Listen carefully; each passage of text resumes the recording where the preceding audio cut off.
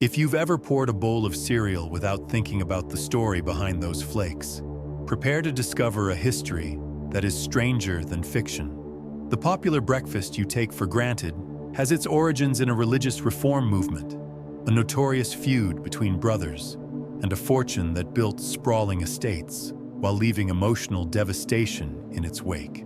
In this narrative, we explore how two men from a modest family in Battle Creek, Michigan, rose to change the way America ate, and how their diverging visions and deep resentment shaped their lives.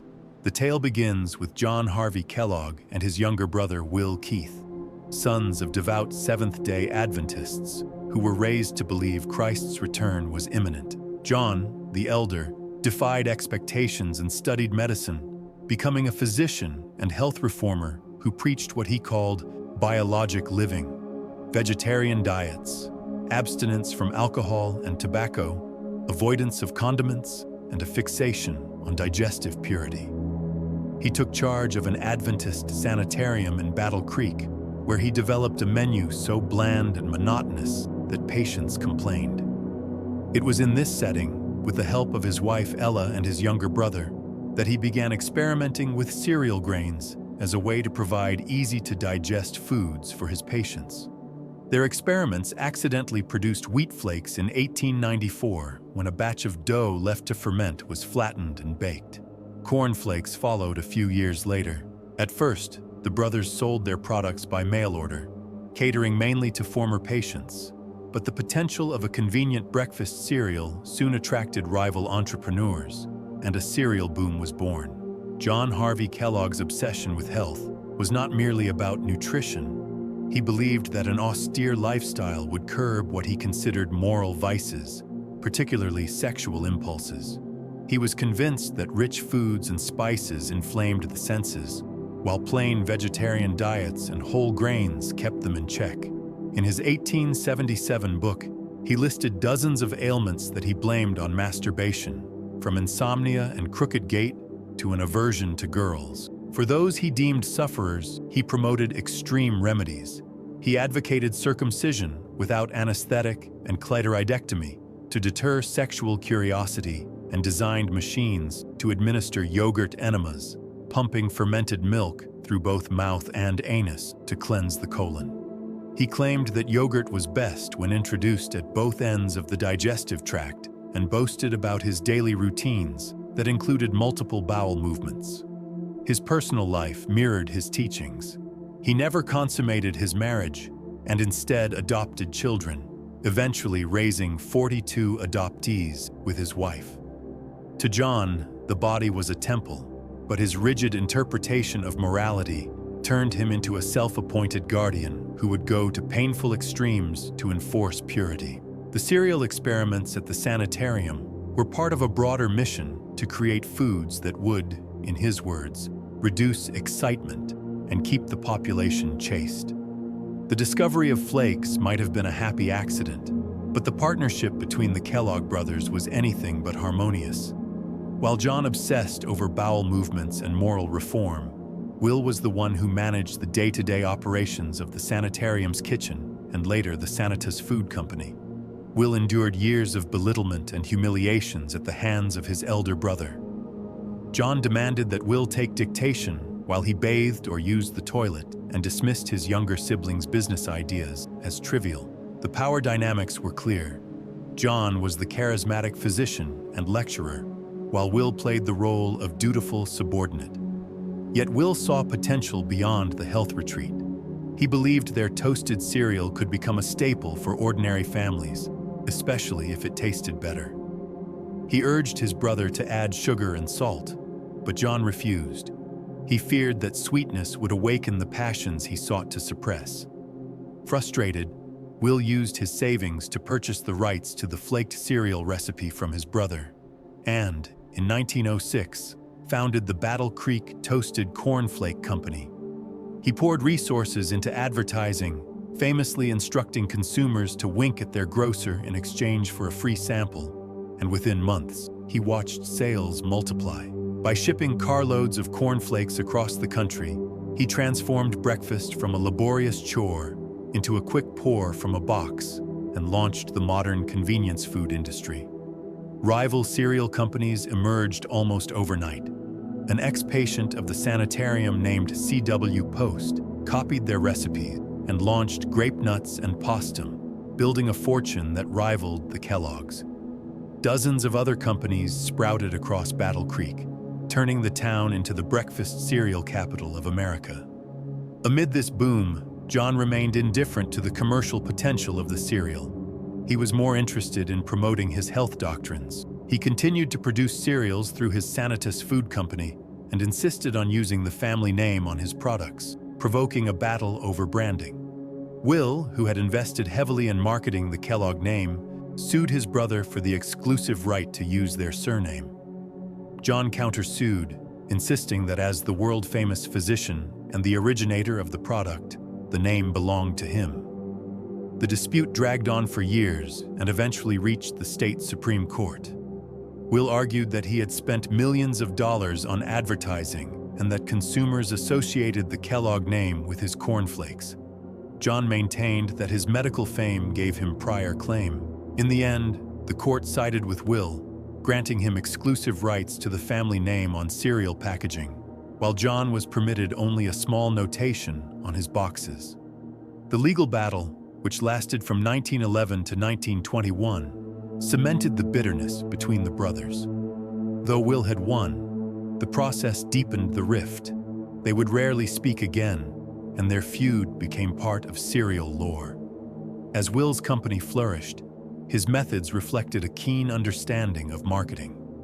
He added sugar to the recipe, making the flakes more appealing to children and adults alike. He introduced colorful packaging, cartoons, and prizes inside the box to entice young consumers. He even invented what we now recognize as the cereal box toy, a small coloring book that took up space and cost less than filling the box with more cereal. By 1909, his factory was producing cases by the tens of thousands every day. Mothers could now serve breakfast simply by pouring cereal and milk. No longer would they need to stoke wood-burning stoves in the early morning. The convenience of Corn Flakes resonated with an increasingly urban and industrial society. Will's success led him to create new products like Bran Flakes and All Bran, each heavily advertised and often accompanied by nutritional claims. Behind the genial advertising campaigns and cartoon mascots, however, he harbored a deep inferiority complex. Historians have likened his obsession with controlling every aspect of his company to the temperament of later tech magnates. He was domineering, quick to fire employees who displeased him, and suspicious of anyone who might dilute his vision. When his own son, John L. Kellogg, experimented with oat products and divorced his wife, Will forced him out of the company. To maintain control, he eventually placed the majority of the company's shares into a charitable foundation, ensuring that his wealth would support philanthropic causes long after his death and preventing relatives from wresting power from him. Back in Battle Creek, John Harvey Kellogg continued to attract patients to his sanitarium with promises of health and longevity. The facility offered hydrotherapy, electrical baths, sun baths, massages, and the infamous yogurt enemas. Patients were encouraged to abandon meat and adopt high-fiber diets, and some came seeking relief for digestive disorders, while others were drawn by curiosity. John's publications and lectures reached millions, making him one of the most famous physicians in America. Yet his unwavering belief in his own righteousness alienated colleagues and religious leaders. He embraced a form of pantheism that clashed with Seventh-day Adventist doctrine and publicly criticized church elders. In 1907, he was formally disfellowshipped from the church after a contentious dispute. His zeal also extended to pseudoscience. In 1911, he founded the Race Betterment Foundation, an organization dedicated to promoting what he viewed as positive eugenics. The foundation urged people of so-called good pedigrees to marry and reproduce, and worked with politicians to pass compulsory sterilization laws aimed at those deemed unfit. At conferences held in 1914, 1915, and 1928, he convened scientists and educators to discuss ways to improve the human race through selective breeding. He established a pedigree registry and supported research that would eventually inspire sterilization policies across several states. At the same time, he maintained his crusade against sexual indulgence, admonishing young men and women to avoid the secret vice and prescribing extreme measures for those he diagnosed as addicts. The Battle Creek Sanitarium, however, faced its own disaster. In the early hours of February 18, 1902, a fire broke out in the main building. Flames spread rapidly through the elevator shafts and ventilation systems, and by dawn, the facility was engulfed. Staff members managed to evacuate all the patients, demonstrating a calm efficiency that belied the chaos. Only one life was lost. An elderly man named Case re-entered the burning building to retrieve his satchel of money and never returned. By 7 in the morning, the main and hospital buildings were reduced to charred ruins. Rather than seeing the destruction as a setback, John saw it as an opportunity. As he rushed back to Battle Creek by train, he sketched plans for a new sanitarium on the back of a menu, envisioning an even grander facility. Within months, he began rebuilding, adding towers and luxuries that would serve wealthy patrons. The spectacular fire captured national headlines and was seen by some as divine judgment. Ellen G. White, the Adventist prophetess and once John's mentor, wrote letters expressing sympathy but also urging humility. Yet John remained undeterred. He expanded his health empire even as his relationship with the church deteriorated. He later lost the support of church donors, and eventually his sanitarium struggled financially. The Great Depression hit his institution hard. Overextended from the construction of a 15-story patient tower, the sanitarium was unable to pay its debts and went into receivership. The physical plant was sold to the federal government in 1943 and became a rehabilitation hospital for wounded veterans.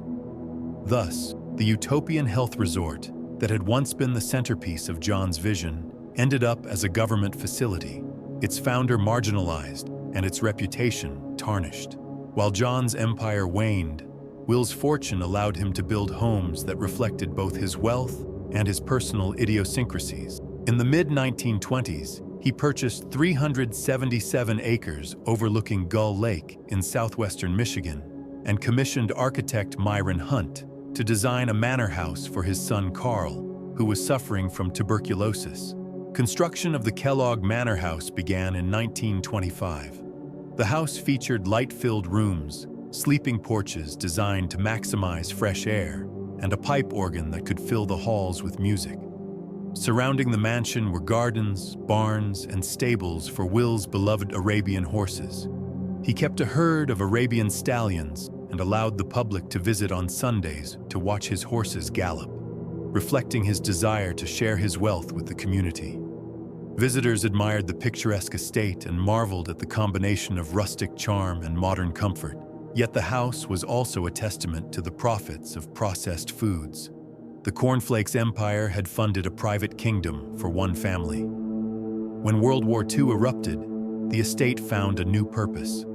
From 1942 to 1943, the U.S. Coast Guard used the property as an induction and training center, housing up to 200 cadets and training more than 5,000 enlistees on its grounds. In 1944, Will offered the manor to the U.S. Army as a convalescent annex for recovering soldiers, and over the next 6 years, some 7,000 patients benefited from its tranquil setting. After the war, the estate reverted to the Kellogg Foundation. Will died in 1951, and the following year the foundation donated the property to Michigan State College, ensuring that his Michigan estate would be used for education and research. Will's taste for grand residences wasn't limited to Michigan. In 1925, developer Edward Frischkorn built a Mediterranean revival mansion on the shores of St. Joseph Sound in Dunedin, Florida. The house boasted 23 rooms, Spanish tiles, and sweeping views of the Gulf of Mexico. In 1934, when Will was in his 70s, he purchased the property as a winter retreat. At the time, his cereal factory was producing more than 1 million boxes of Corn Flakes per day, and he could easily afford multiple homes. He reportedly chose to winter in Florida partly out of spite. He had donated a horse ranch to the University of California, but was displeased with how university officials managed the property, so he refused to stay at his California ranch. Will spent only 2 winters at the Dunedin Mansion before gifting it to the W.K. Kellogg Foundation in 1935. The foundation, in turn, leased the property to the U.S. Marine Corps during World War II as a training site for amphibious vehicles called alligators, and the mansion served as quarters for Marine officers. After the war, the house was sold in 1946 to private owners. It changed hands multiple times and underwent various renovations, including the addition of modern amenities. Despite its history and architectural beauty, the property fell into disrepair as age, mold, and hurricanes took their toll. Ultimately, it was deemed structurally unsound and was demolished, though a digital reconstruction allows visitors to explore the lost mansion virtually. The fate of the Florida mansion serves as a metaphor for how quickly fortunes and physical legacies can vanish, even those built with serial profits. Will also established a grand home in Southern California, where he purchased a ranch in the foothills east of Los Angeles and built an estate known today as the Kellogg House at Cal Poly Pomona. Designed by architect Myron Hunt and completed in 1926, the house cost about $150,000 to construct and included 3 miles of roadways, manicured gardens, and a working ranch. It featured sleeping porches like the Michigan Manor, a large dining hall, and an organ. Will adored his Arabian horses and maintained stables and a track where he held Sunday horse shows open to the public. The design of the house, with its open porches and accessible grounds, proved practical during World War II, when the property was loaned to the U.S. Army as a training facility. After the war, Will donated the ranch to the University of California for agricultural education and equestrian programs. The Kellogg House remains a historic site today, reflecting both the philanthropic impulse and the taste for grandeur that characterized its owner. Like his Michigan estate, the California ranch underscores the contradictions of the man, a thrifty Midwesterner who abhorred waste yet built lavish homes, an idealist who preached health yet profited from sugar-coated cereals, and a philanthropist whose generosity did not extend to forgiving his brother. The bitterness between John and Will went beyond business disagreements. It shaped their identities.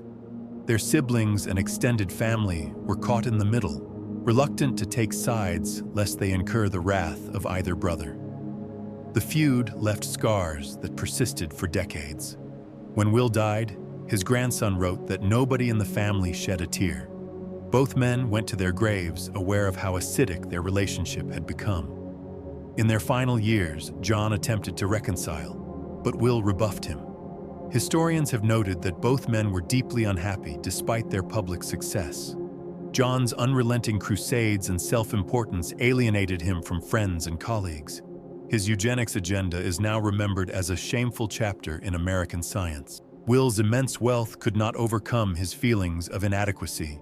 He controlled his company with an iron fist, pushed away his own children, and spent his later years building monuments that ultimately belonged to others. Their story is a cautionary tale about the corrosive nature of pride and the ways in which family disputes can outlast fortunes. The Race Betterment Foundation that John established never fulfilled its grandiose mission.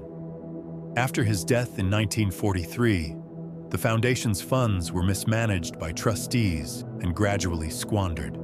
His dream of improving humanity through selective breeding collapsed under the weight of scientific advances that debunked eugenics and exposed its racist assumptions. In later decades, historians and ethicists would condemn the movement for its role in forced sterilizations and human rights abuses. John's name, once synonymous with progressive health ideas, became entangled with pseudoscience and extremism. Meanwhile, Will's name remained on cereal boxes across the world. Though he had sold most of his interests to his foundation, and died without controlling the company. Today, the W.K. Kellogg Foundation is one of the largest philanthropic organizations in the United States, supporting education, health, and community initiatives. Ironically, some of the foundation's programs address racial equity and social justice, causes diametrically opposed to the eugenics ideology that John championed. The transformation of the Kellogg name from a symbol of dietary reform and racial purity to one associated with philanthropy and nutrition highlights the complexities of legacy. The family drama also played out against the backdrop of broader social and economic changes. The Gilded Age and Progressive Era were marked by rapid industrialization, massive disparities in wealth, and a fascination with scientific management of society. While tycoons like Andrew Carnegie and John D. Rockefeller built libraries and universities, the Kellogg brothers built a breakfast empire. The production of Corn Flakes in the early 20th century coincided with the rise of mass advertising and the growing power of brands. Will capitalized on these trends, turning cereal into a consumer staple and shaping a new marketing playbook. By contrast, John represented the era's obsession with self-improvement and moral reform, albeit taken to extremes. Their feud mirrored a larger tension between entrepreneurial capitalism and moral paternalism. At a time when 40% of industrial laborers lived below the poverty line while tycoons amassed fortunes, John insisted that dietary purity would solve social problems. His belief that bland food could curb masturbation reflects how moral anxieties were grafted onto scientific rhetoric. Will's willingness to add sugar to the cereal, despite his brother's protests, underscores the emerging dominance of consumer preferences over moral prescriptions. Even as the brothers waged their war, their products became woven into daily life. Thousands of families came to rely on Corn Flakes and Bran Flakes for an affordable meal.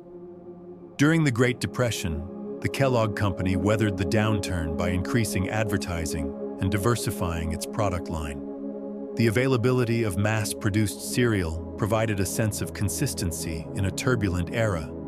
Children looked forward to prizes in the box, and cartoon mascots like Tony the Tiger and Snap, Crackle, and Pop would later become cultural icons. Meanwhile, the sanitized image of breakfast cereal as wholesome and innocent masked the manipulations behind the scenes. The sanitized narrative omitted John's eugenics and anti-masturbation crusade, painting him instead as a benign health guru. Will's ruthless business practices and family estrangement were papered over by philanthropic press releases. This rewriting of history reveals how corporations can curate public memory, highlighting the need to interrogate the stories behind familiar products. The story of the Kellogg's also intersects with tragedies beyond the family.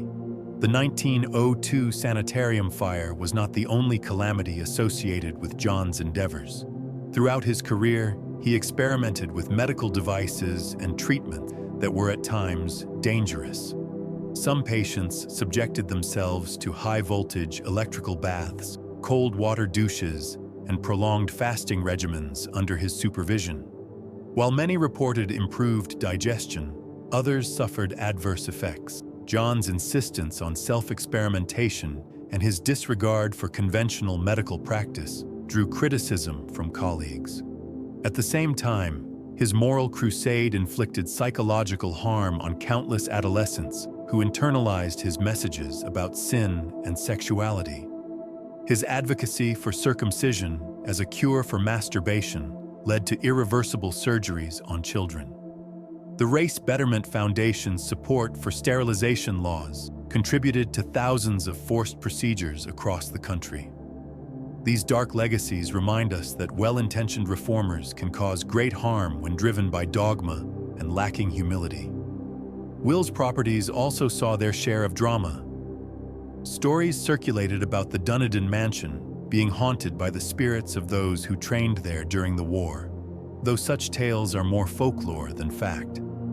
During his brief residency, Will reportedly engaged in a now legendary telephone conference call with his business partners. The call ended abruptly when one of his grandsons tripped over the cord and disconnected the line. an incident that symbolized both the generational gap and the precariousness of long-distance communication in the 1930s. Neighbors remembered Will as a solitary figure who took early morning walks along the beach but seldom mingled with locals. After the property was transferred to the foundation, the quiet estate became a bustling training ground where Marines practiced climbing nets and launching amphibious vehicles into the Gulf. The juxtaposition of a serial tycoon's winter getaway and a wartime training base illustrates the unpredictable trajectories of wealth and real estate. In reflecting on the brothers' lives, one cannot ignore the role of religion and spirituality. Raised in a tight-knit Adventist community, they were taught to anticipate the imminent return of Christ. John internalized the church's emphasis on purity and channeled it into his crusades. He saw himself as a modern prophet, called to guide humanity toward a healthier, holier existence. Yet his break with church authorities reveals the dangers of unchecked authority. Will, though less overtly religious, inherited the ethic of hard work and thrift, yet he did not apply it to forgiving his brother. Both men used moral language to justify their actions, John to police bodies and Will to discipline employees and relatives. Their conflict can thus be read as a parable about the perils of conflating religious conviction with personal ambition. By the time both men died, John in 1943 and Will in 1951, the world had changed dramatically. World wars had reshaped global politics. The Great Depression had humbled industrialists, and medical science had advanced beyond the crude treatments John once championed. The eugenics movement had been discredited by the horrors of Nazi Germany, and many of the ideas promoted by the Race Betterment Foundation were revealed as thinly veiled racism. Processed foods had become a staple, and the Kellogg brand was a household name. The sanitarium had been transformed into a government hospital, and the Michigan Manor and California Ranch had passed into educational institutions. The Florida Mansion had begun its decline. Yet the myth of the benevolent cereal doctor persisted in popular culture, while the bitterness that fueled the brand's creation faded from public memory. In telling this story, it is important to acknowledge the broader context of the Gilded Age, when vast fortunes were amassed amid stark inequality. The Kellogg's were part of an elite class that built mansions and funded philanthropic endeavors, while many Americans labored in factories or on farms with little security. Their ability to invest millions in homes, legal battles, and advertising was made possible by the absence of income tax and minimal regulation. At the same time, their enterprises created jobs and innovations that shaped modern consumer habits. This duality, exploitation alongside innovation, philanthropy alongside cruelty, defines much of American industrial history. By examining the Kellogg saga, we confront the uncomfortable truth that progress often emerges from human conflict, and that the benefits we enjoy today are sometimes rooted in others' suffering. The physical structures associated with the Kellogg's offer tangible reminders of their legacy. The Michigan Manor overlooking Gull Lake remains a venue for weddings and conferences, its terraced lawns and stone balustrades evoking a bygone era of elegance. Visitors wander through rooms where Carl Kellogg once convalesced and imagine the voices of Coast Guard cadets singing as they marched around the grounds. At Cal Poly Pomona, students study in a house that once hosted glamorous soirees and Sunday horse shows. They pass portraits of Arabian stallions and learn about the man who donated the property. The Florida Mansion may be gone, but its memory survives in virtual tours that allow viewers to explore the sunlit atrium and imagine Will pacing the verandas during his brief winters there. Each site tells a chapter of a larger narrative about ambition, family, and the impermanence of human achievements. The Kellogg brothers' story has inspired biographies, documentaries, and fictionalized accounts. Writers have dramatized their confrontations, portraying them as archetypes of science and commerce. Howard Markel's book, The Kellogg's, The Battling Brothers of Battle Creek, delves into the psychological underpinnings of their rivalry and the societal forces that amplified it. Many of these works emphasize the brothers' shared genius and mutual incomprehension. Both were innovators, yet they could not appreciate each other's contributions. On screen, dramatizations often focus on the comedic aspects of Will's marketing ploys or John's bizarre medical devices. Yet behind the caricatures lie real people whose choices had far-reaching consequences. As we approach the end of this exploration, it becomes clear that the mansion built on cornflakes and hatred is more than a physical structure. It is a symbol of everything the Kellogg brothers represented: ingenuity and obsession, generosity and greed, love of family and indifference to kin. The house's foundations were laid with the profits of a cereal that was meant to suppress desire, and its rooms were filled with the echoes of a feud that spanned decades. Will's gift of the house to his foundation and its eventual use as a military training facility mirror the journey of the Kellogg brand itself, from health food to sugary snack, from private luxury to public utility. John's absence from that mansion, his ostracism from the family he helped to feed, underscores the isolation that can result from inflexible belief. In the quiet moments before dawn, when you pour cereal into a bowl and listen to the flakes clatter against porcelain, it is worth remembering the complicated history that produced those flakes.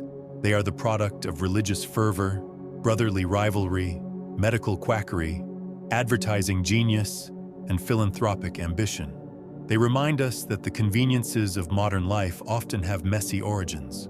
They also invite us to consider how personal convictions can shape industries and how unresolved conflicts can cast long shadows. The next time you see the familiar red script of the Kellogg's logo, think of John scrawling fevered notes about yogurt enemas and eugenics, and of Will walking through his manor's sleeping porches, brooding over his brother's perceived slights.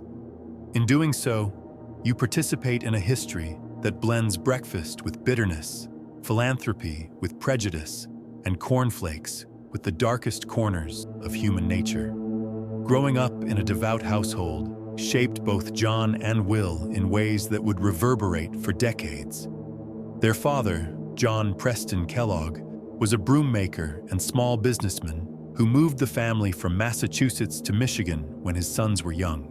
The Kelloggs joined the emergent Seventh-day Adventist Church and embraced its emphasis on clean living, temperance, and anticipation of Christ's return.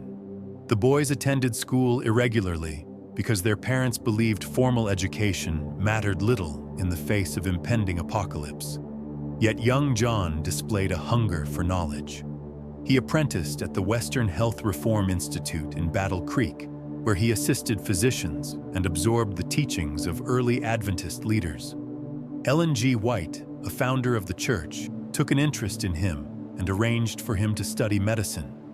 John attended Trall's Hygeo Therapeutic College and later Bellevue Hospital Medical College, gaining exposure to both alternative and conventional medicine. These experiences gave him a unique perspective. He combined the hydrotherapy and natural remedies of health reformers with the scientific training of a physician.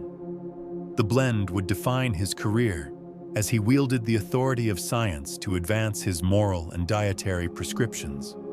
Meanwhile, Will remained in Battle Creek, working in his father's broom factory and later assisting his brother at the sanitarium. The contrast between the academically inclined John and the practically minded Will set the stage for their future conflict.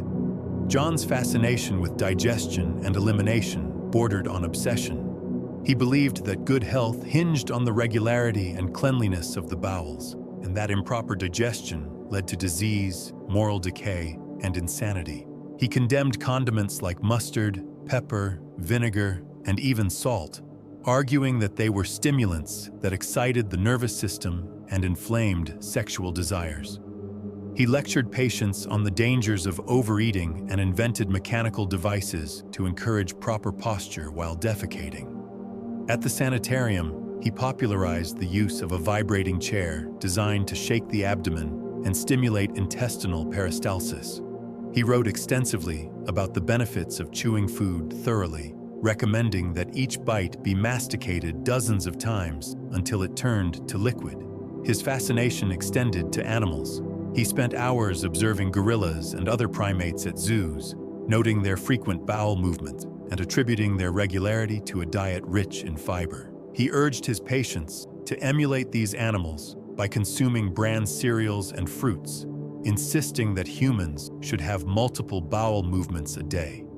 This fixation on the gut would inform his development of cereals and his advocacy for yogurt enemas, as he sought to cleanse and regulate the digestive tract through diet and mechanical interventions. While some of his ideas anticipated modern concepts of gut health, others veered into quackery and coercion. The daily routine at the Battle Creek Sanitarium was rigid and exhaustive. Patients were awakened before dawn and subjected to a strict schedule of baths, massages, exercise sessions, and lectures. Hydrotherapy was the cornerstone of treatment. Cold plunges, steam baths, and alternating hot and cold showers were prescribed for a range of ailments. Electric belts and light baths promised to invigorate the body and improve circulation. Meals were taken at long communal tables under the watchful eye of attendants who discouraged conversation and insisted on slow eating. Men and women lodged on separate floors, reflecting John's commitment to chastity and propriety. The staff meticulously recorded patients' pulse rates, tongue coatings, and bowel movements, using the information to tailor treatments. John circulated among the guests, offering dietary advice, inspecting tongues, and adjusting menus. While some patrons praised the sanitarium's fresh air and wholesome food, others found the regimen oppressive. Writers like Upton Sinclair visited and described the atmosphere as both healthful and cult-like. The sanitarium thrived during the Progressive Era, when many wealthy Americans sought rejuvenation through nature cures, but its disciplinarian culture and John's authoritarian management alienated some guests and employees. Still, the facility earned a reputation as a center of health reform and attracted thousands of visitors before its eventual decline. Ella Eaton Kellogg, John's wife, played a significant yet often overlooked role in the sanitarium and the cereal story. Educated at Alfred University and an early advocate for women's rights, Ella joined the sanitarium staff as a teacher and nutritionist before marrying John. She authored Science in the Kitchen, a cookbook and domestic guide that promoted vegetarianism and scientific principles of food preparation. Her book provided recipes for meatless dishes, offered advice on food storage, and encouraged women to approach cooking as both an art and a science. Ella oversaw the sanitarium's kitchen and dining operations, ensuring that meals adhered to John's dietary prescriptions while still appealing to guests. She also advocated for the education and empowerment of women. She lectured on home economics and emphasized that domestic work required knowledge and skill. In the Kellogg home, she was instrumental in the adoption and upbringing of their many children, providing the nurturing presence that John's strictness often lacked. Though supportive of John's health reforms, Ella reportedly disagreed with some of his more extreme practices, such as his advocacy of genital mutilation. Her contributions to nutrition and domestic science helped shape the sanitarium's cuisine and the early cereal experiments. Yet her legacy has been obscured by her husband's notoriety. The Kellogg's decision to adopt more than 40 children stemmed from a combination of altruism, religious conviction, and personal circumstance. Because John and Ella chose to abstain from sexual relations, they believed that adoption was a way to fulfill the biblical command to be fruitful and multiply, without violating their commitment to celibacy. They established a home for neglected and orphaned children adjacent to the sanitarium, where the young residents received education, vegetarian meals, and moral instruction. The children were expected to adhere to the strict routines of the sanitarium, including early rising, prayer, chores, and abstention from meat. John imposed rules that forbade the reading of certain books and insisted on proper posture and manners at all times. Some of the adopted children later expressed gratitude for the opportunities they received, including education and access to music and languages. Others recalled feeling stifled by the constant surveillance and lack of affection. The home functioned partly as a social experiment, in which John sought to demonstrate the effects of diet and discipline on moral character. It also provided a labor force for the sanitarium and the Kellogg household. The complexity of this arrangement, blending charity with control, reflects the contradictory impulses that characterize John's approach to reform, a desire to help combined with a need to dominate. For decades, the public image of John Harvey Kellogg was shaped by biographies that portrayed him as a pioneering health advocate and benevolent healer. These accounts celebrated his vegetarianism, his contributions to preventive medicine, and his role in popularizing exercise and fiber. They noted his philanthropic gestures and his emphasis on hygiene long before germ theory was widely accepted. Missing from these narratives were the darker elements of his career: his enthusiastic support for eugenics, his push for compulsory sterilization laws, and his willingness to subject patients and children to painful procedures. The sanitized versions of his life glossed over the racial and class biases embedded in his vision of a healthier society. In recent decades, historians have revisited his story to reveal the ethical problems with his work.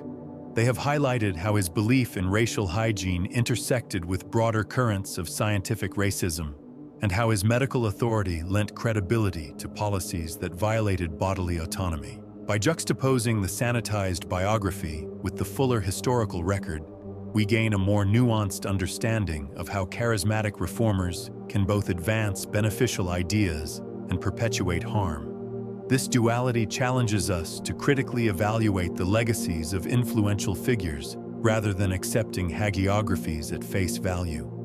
The legal struggle over the family name that erupted in 1906 involved more than branding. It touched on identity and pride. Will filed suit to prevent his brother from using the Kellogg name on cereal, arguing that the public associated the name with his company. John countered that he had a right to his own surname and that he had been using it on products before Will's firm existed.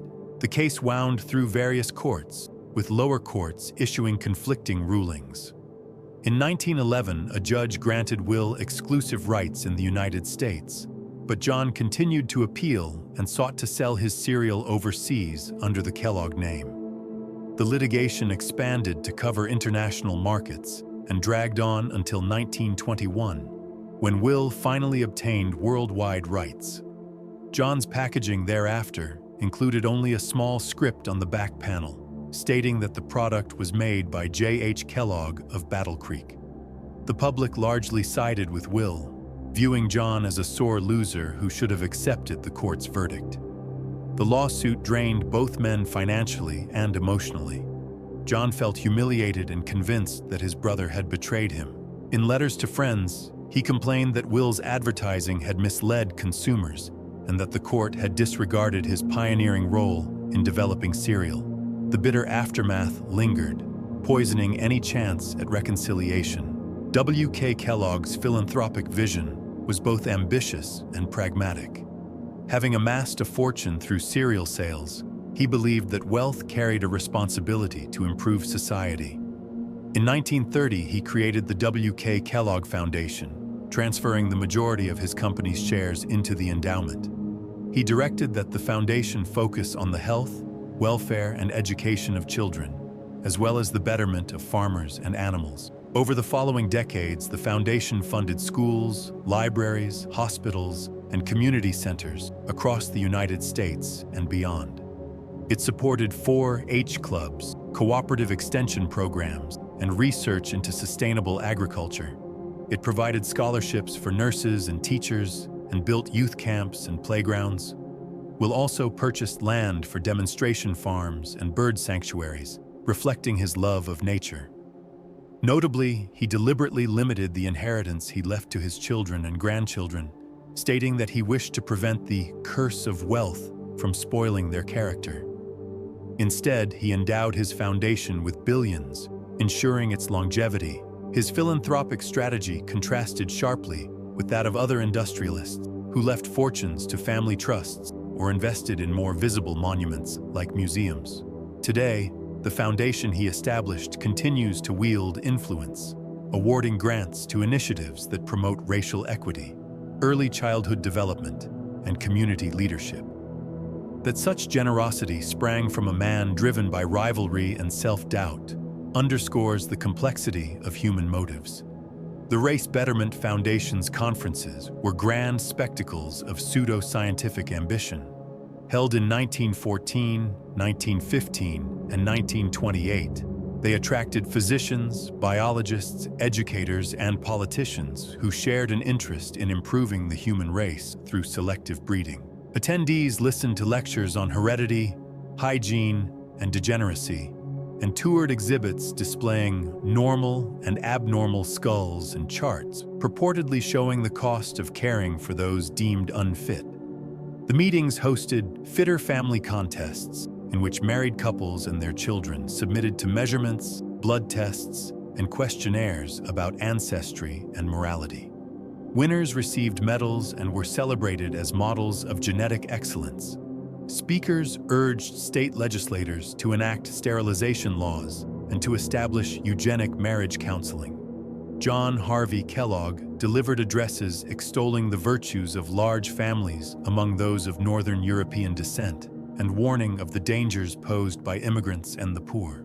The foundation promoted the idea that human breeding could be managed like animal husbandry, with pedigrees tracked and undesirable traits culled. These conferences were part of a wider eugenics movement that swept North America and Europe, influencing policies that resulted in the forced sterilization of tens of thousands. The Foundation's activities illustrate how charismatic leaders can lend credibility to harmful ideologies when cloaked in the guise of science.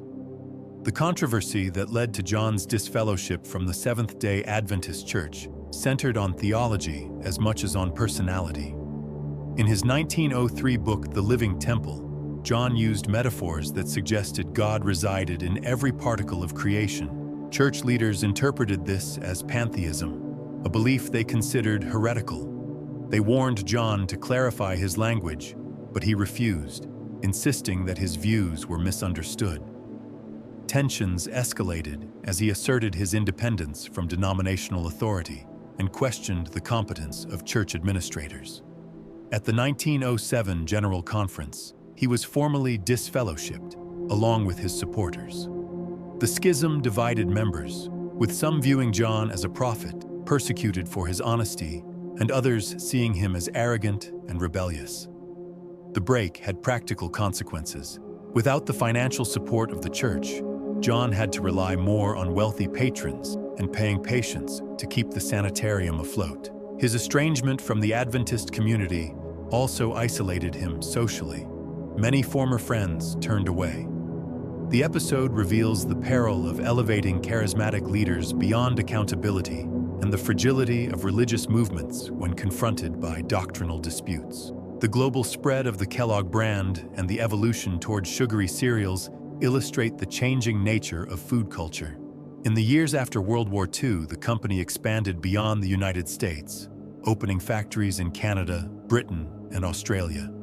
It introduced new cereals like Frosted Flakes, Rice Krispies, Sugar Smacks, and Corn Pops, each accompanied by colorful mascots and catchy slogans. These products contained more sugar than Will would have allowed, catering to a generation raised on sweets and influenced by television advertising. Critics accused the company of contributing to childhood obesity and tooth decay, while nutritionists argued that the cereal could still be part of a balanced breakfast when consumed with milk and fruit. To address concerns, the company later introduced versions with added fiber and reduced sugar, and it promoted physical activity through sports sponsorships. Beyond cereal, Kellogg's diversified into snacks like Pop-Tarts, Cheez-It crackers, and Eggo waffles, further entrenching itself in the processed food market. The international presence of the brand meant adapting flavors to local tastes, such as adding chocolate to cereal in Europe or marketing Corn Flakes as a cooking ingredient in Asia. The corporation navigated regulatory environments, trade restrictions, and cultural differences to build a global empire. This expansion underscores how a product born from an anti-masturbation crusade became a ubiquitous symbol of convenience worldwide. Ultimately, the The saga of the Kellogg brothers invites us to reflect on the connections between food, morality, power, and memory. The cereals that line grocery shelves today carry the legacy of two men whose values diverged. John Harvey Kellogg attempted to engineer society through diet and breeding, believing that bland food and sterilization could save humanity. His efforts remind us of the dangers inherent in applying simplistic solutions to complex social problems. W.K. Kellogg saw opportunity in a flake of toasted corn, harnessed the power of marketing, and gave away his fortune to help children, farmers. His story illustrates how innovation and philanthropy can coexist with personal failings and family strife. The mansions they built stand as monuments to their ambitions and as cautionary tales about the impermanence of material wealth. As we debate the role of processed foods and confront the legacies of racism, the history of the Kellogg brothers offers a rich case study.